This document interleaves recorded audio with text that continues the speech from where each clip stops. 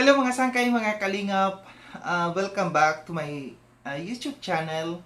Um, ito isang ito isang masamang balita para sa ating kasamahan, si Kuya Potpot.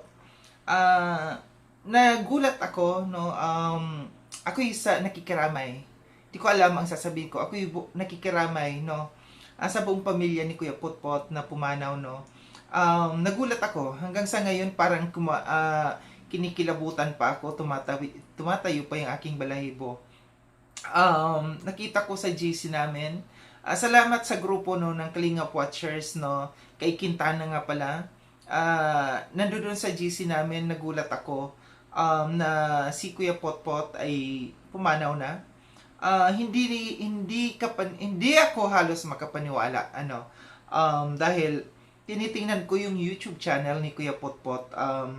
Siya ay merong live and then upload videos no na 10 hours ago, and then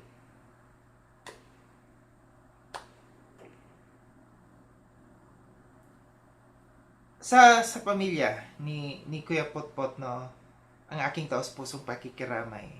Naging kasama natin si Kuya Potpot. Siguro nakilala siya dito sa social media sa Kalingap no. Isang taon pa lang no. Siya ay supporters ng EDC no. Muli pagdasal natin no ang kaluluwa ni Kuya Potpot na sana maging matahimik yung kanyang kaluluwa, naway maging kapiling siya ng ating Panginoon no. Muli ang aking pakikiramay sa buong pamilya no ni Kuya Potpot. Ipagdasal po natin si Kuya Potpot. Paalam, paalam Kuya Potpot.